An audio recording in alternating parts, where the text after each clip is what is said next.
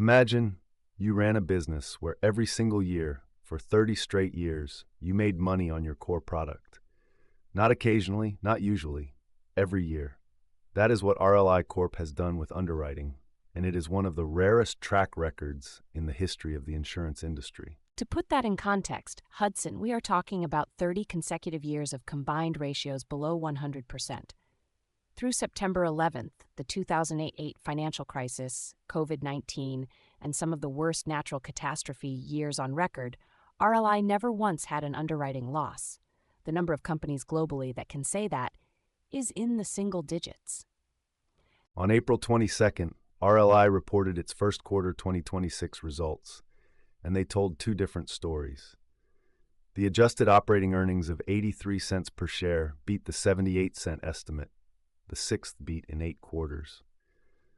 But net premiums earned of $424 million missed the $445 million estimate by nearly 5%.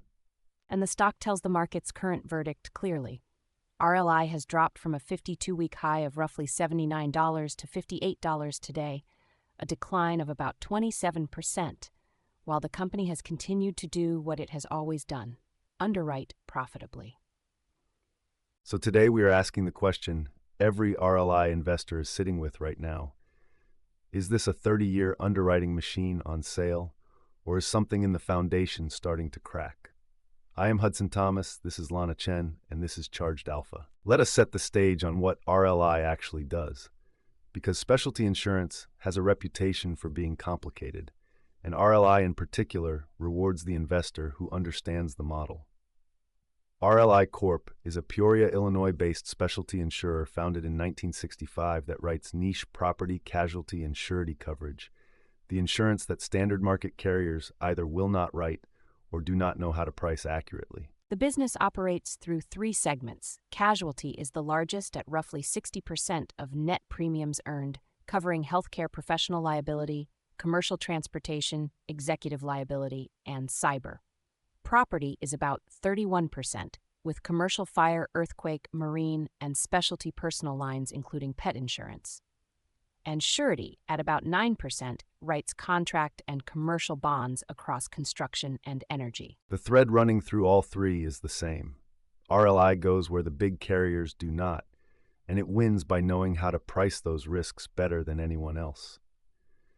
They sell exclusively through insurance agents and brokers, and they compete on coverage quality and availability, not on price. When your business model is disciplined risk selection, you do not race to the bottom on premium. The organizational structure reinforces this. RLI operates with roughly 1,000 what they call underwriting owners, specialists empowered to decline business that does not meet their criteria. The decentralized model means underwriting discipline is cultural, not just procedural. No one at RLI gets credit for writing a policy that loses money, which sounds obvious but is genuinely rare in a large insurance organization. And in early 2026, AM Best upgraded all of RLI's insurance subsidiaries to A++, that is the highest possible financial strength rating.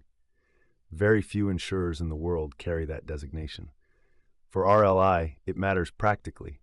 It strengthens reinsurance relationships and makes their policies more attractive to agents who care deeply about carrier quality. The $300 million senior note issuance in March is also worth noting. For a company that has operated on an essentially debt-free balance sheet for 60 years, raising $300 million in senior notes at 5.375% is a notable strategic shift. Management's view is that deploying those proceeds into the investment portfolio at current yields creates more value than keeping an all-equity balance sheet. Now, RLI's leader for the past 4 years is the person responsible for maintaining that underwriting culture through one of the toughest claims environments in recent memory. Let us talk about Craig Kliethermes. Craig Kliethermes became president and CEO of RLI on January 1st, 2022, having joined the company back in 2006. His background is unusually well-suited for the job. He is a fellow of the Casualty Actuarial Society, holds AAA and CPCU designations, and spent his earlier career as chief actuary at Lockton and chief pricing actuary at GE Insurance. He is at his core a pricing scientist. That actuarial foundation is directly relevant to what RLI does for a living. Specialty insurance is fundamentally about pricing risks that are hard to model, and the CEO who understands those models at a technical level is better positioned to enforce underwriting discipline when competitive pressure pushes for softer pricing. The Wall Street view of Kliethermes is constructive. He understands the math behind the moat better than most insurance CEOs do. The primary investor question around Kliethermes is whether he can hold the combined ratio streak together as auto liability severity escalates and competitive pricing pressures grow. His decision to issue the senior notes in March 2026 also signals confidence. He is making capital allocation bets on current investment yields rather than waiting. Let us look at what the numbers tell us this quarter. Let me dig into the financials, and I want to start with the valuation picture before we get to the operating metrics, because the gap between where RLI is trading and what its fundamentals say is the central tension in this investment. The stock is at $57.85. That is a trailing price to earnings of 13.2 times on a company that has delivered an 88% average combined ratio for 30 consecutive years. 13 times earnings for a 30-year underwriting profit streak. That feels like there should be a story here. There is. The forward PE is 18.2 times, which means the market is pricing in some earnings compression from the current trailing level. Revenue on a trailing 12-month basis is $1.86 billion, with a price-to-sales multiple of 2.8 times and a price-to-book of 2.96 times. Market cap is $5.26 billion. And then the Q1 revenue picture adds more context to the valuation compression. Net premiums earned of $424 million was nearly 5% below the $445 million estimate. The combined ratio, which is the single most watched metric for RLI, came in at 86%.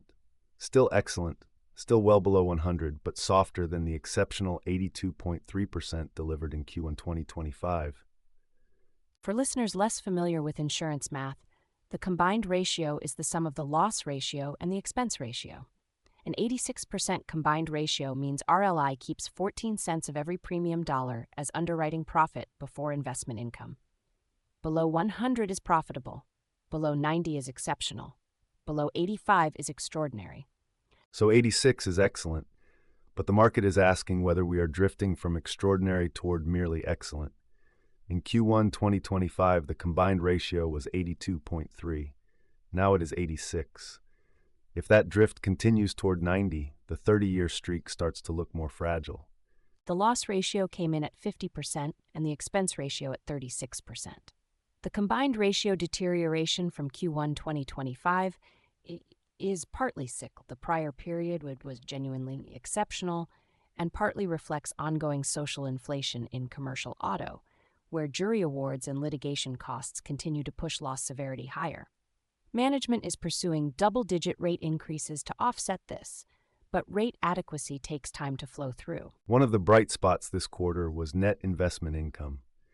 It grew 15% year over year to $42.3 million, driven by a larger invested asset base and better reinvestment yields. That is the $300 million senior notes deployment starting to show up in results. More capital invested at meaningfully higher yields than the prior portfolio generation. On the bottom line, GAAP EPS was 60 cents per share, but that number was suppressed by approximately $20 million in unrealized investment portfolio losses, driven by a negative 0.4% total return on bonds in Q1 as rates moved. The adjusted operating EPS was 83 cents. That is the cleaner number and the one that beat estimates by 5 cents. That gap between GAAP and adjusted is something to track. 45% of GAAP earnings effectively disappeared this quarter because of mark-to-market bond losses. If rates continue to move, those unrealized losses persist, making GAAP earnings look weak even when underlying underwriting and investment income is healthy. Investors who focus only on GAAP will get a distorted picture. The balance sheet is straightforward for a specialty insurer. Total assets are approximately $8 billion. Total equity is $1.78 billion. With the $300 million in senior notes, RLI now carries some debt, but net debt is actually negative $50 million, meaning cash of $350 million exceeds the debt load. This is not a leveraged balance sheet story. There was also $31 million in favorable prior year loss reserve development in Q1. That is RLI releasing reserves that turned out to be more conservative than needed. It added meaningfully to underwriting income and is a signal of reserve adequacy. Consistent reserve releases over time are part of how disciplined underwriters build credibility with the market. Operating cash flow on a trailing 12-month basis is $420 million, and free cash flow is $350 million. Return on equity is 22.3%, very strong for a specialty insurer operating at this size and with this level of conservatism on the balance sheet. The dividend yield at current prices is 4.55%, with a 60% payout ratio against trailing earnings. Annual dividend is $2.64 per share. For income investors, buying RLI at $58 with a 4.5% yield on a company with a 30-year underwriting profit streak is not an obvious sell. Overall, RLI Corp's financial health is solid. The combined ratio streak is intact, investment income is growing, and the balance sheet is conservative. The caution signal is the revenue miss and combined ratio softening from Q1 2025, which has invited the market to discount the forward earnings profile. The critical question for the rest of 2026 is whether the trend stabilizes or continues to drift. What does Wall Street think about all this? With only 5 analysts covering RLI, the consensus is hold. Not exactly a ringing endorsement, but not a sell signal either, and the analyst community is reflecting the same two-story dynamic the quarter showed. 1 buy, 4 holds, 0 sells. The consensus price target is $62, which is 7.2% above the current price. The high end of analyst targets is $81, while the low is $52. That is a wide range. It tells you there is genuine disagreement about what the combined ratio trend means for the long-term earnings power. Keefe, Bruyette, and Woods is the one firm maintaining an outperform, and they have been consistent. KBW covers specialty insurance closely, and their view is essentially that the 30-year streak and the underwriting culture deserve a premium multiple. They are looking at the insider buying and the AM Best upgrade as signals the thesis is intact. Jefferies moved from underperform to hold in January, a notable upgrade that says the downside risk they were pricing in has been partially realized at $58. Zacks went the other direction, downgrading to strong sell. Barclays sits at equal weight. This is a divided analyst community, which tends to happen when a quality company goes through a valuation compression that leaves the bull and bear cases both with real evidence to point to. On the earnings call, management did not provide specific full-year EPS guidance. What they did say was directional. Double-digit rate increases in commercial auto until severity subsides, continued growth in investment income from the senior note deployment, and the AM Best upgrade as a competitive differentiator going forward. No guidance cuts, no new surprises. The Q1 result was the 6th adjusted EPS beat in 8 quarters, but the combined ratio softened and premiums missed. That combination, beating on earnings but missing on premiums, tells you management is prioritizing margin over volume, which is the right call for a disciplined underwriter but creates a revenue growth story that is hard to get excited about until the rate increases take hold. At 13 times earnings with 7% analyst upside, the street is saying, "We believe in the model, but we need more evidence that the combined ratio can hold and that premium growth can recover before we are more enthusiastic." Fair enough. Let us look at both sides of this. Let me lay out the bull case, and there are several genuine reasons to be constructive here. Start with the most obvious.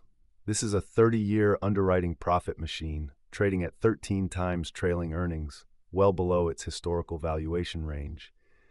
The stock was at nearly $80 6 months ago, and the business has not fundamentally changed. That is the setup. Walk me through why the thesis holds from here. The first bull case is auto liability rate adequacy. Management is pursuing double-digit rate increases in commercial transportation until loss severity subsides. If those rate increases achieve adequacy, if premium growth catches up to severity inflation, the combined ratio in the casualty segment stabilizes or improves, and the earnings trajectory inflects positively.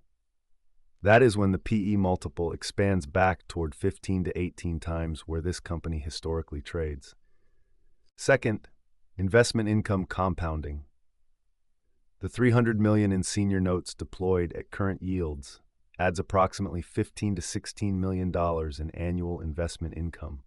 That is a 9% boost to the current run rate before any organic portfolio growth, and it happens regardless of what the underwriting market does. The deployment alone expands the earning power of the business in a way the current price does not fully reflect. Third, the streak itself. Every additional quarter below 100% combined ratio extends the 30-year record and reinforces the cultural moat narrative. If Q2 2026 delivers an 85 to 87 combined ratio with recovering net premiums earned, the narrative shifts from softening to stable. One strong quarter resets the entire conversation. And then there is the insider buying, which is maybe the most interesting signal of all.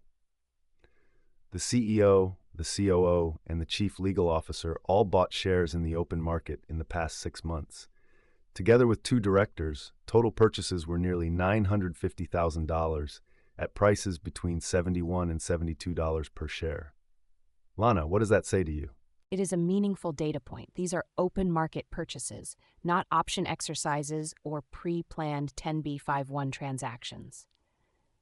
When the CEO personally buys 5,000 shares at $71 and the stock is now at $58, he is sitting on roughly a $65,000 paper loss. That is either one of the strongest insider conviction signals of the year in specialty insurance or a reminder that insiders are not always right about short-term timing. Now let me take the bear case. The first and most acute risk is auto liability severity acceleration. Social inflation in jury awards and nuclear verdicts is running ahead of what RLI's pricing models anticipated. Management is chasing with double-digit rate increases, but rate adequacy in commercial auto is a multi-year process. You write policies at one rate and do not see the full loss emergence for years.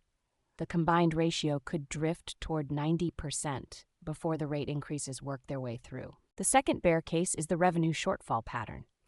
Net premiums earned has missed estimates in multiple recent quarters because disciplined underwriting means walking away from mispriced business. That is the right call, but if Q2 also shows revenue below expectations, the market will revise down the full-year premium growth assumption and the earnings multiple compresses further. At 13 times earnings, there is still room to the downside. And the investment portfolio creates a risk that was not there 2 years ago. RLI raised $300 million in fixed-rate debt and is deploying it into a fixed-income portfolio. If interest rates rise sharply, that portfolio generates unrealized losses that depress GAAP earnings and confuse investors about underlying earnings power. We already saw this in Q1. $20 million in unrealized losses suppressed GAAP EPS from 83 cents adjusted to 60 cents reported. That gap could widen. Let us talk about how RLI stacks up against its closest peers, because the peer group really helps illustrate what the market is paying for at different points on the quality spectrum. The 3 best comparisons are W.R. Berkley, Markel Group, and Cincinnati Financial. W.R. Berkley is the most direct comparison, a specialty commercial insurer with a similar underwriting discipline philosophy, trading at 13.4 times trailing PE, almost identical to RLI's 13.2. But WRB delivered 23% net income growth year over year in Q1 and has faster premium growth. Same multiple, better recent momentum. The market is saying these 2 businesses deserve roughly equal valuation right now. Markel is trading at 11.7 times earnings, actually below RLI. But Markel has a much more complex capital structure with its ventures businesses and equity investment portfolio. The earnings variability from the investment side creates a discount in the multiple. RLI's cleaner, more predictable specialty insurance model arguably deserves a premium over Markel. But right now they are at similar PEs, which is historically unusual. And then there is Cincinnati Financial at 20.3 times earnings. CNF grows more slowly than RLI but carries a longer dividend growth streak, and the market pays up significantly for that consistency. It illustrates a genuine pricing phenomenon in insurance. Dividend consistency, even at slower growth, commands a meaningful premium multiple. RLI's 4.5% yield is competitive, but it does not have CNF's multi-decade dividend growth track record. The takeaway is that RLI at 13 times earnings is trading at the low end of the specialty insurance peer group on a historical basis. It is not cheap relative to Markel, but it is well below CNF and historically below where RLI itself has traded. The question is whether the market re-rates back toward 15 to 18 times, or whether 13 is the new normal if revenue growth disappoints further.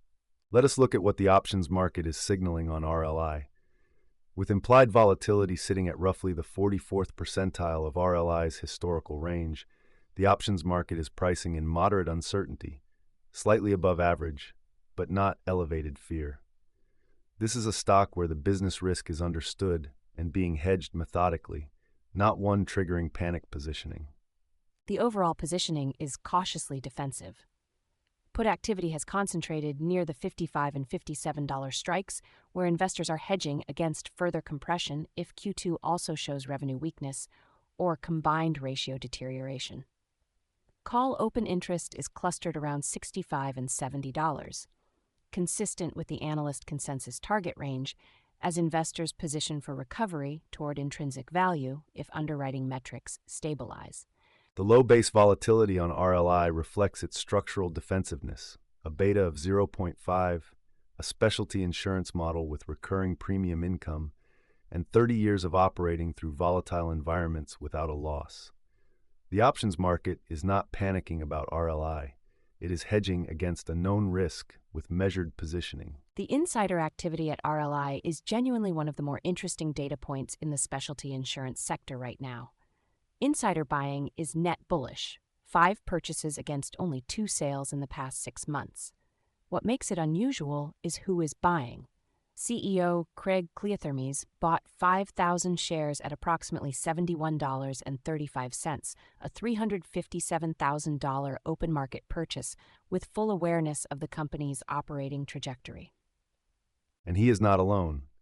COO Jennifer Klobnak bought 2,000 shares at $72.10. Chief Legal Officer Jeffrey Fick bought 2,000 shares at $72.13. 2 independent directors added shares at similar prices. Total insider purchases were roughly $950,000 against only $327,000 in director sales. Every one of those buyers is underwater right now. They paid 71 to 73 and the stock is at 58. The interpretation to be careful about is assuming insider conviction always translates to near-term stock performance. These are smart, well-informed people who know the business better than any external analyst, but they also bought at prices 20% higher than where the stock sits today.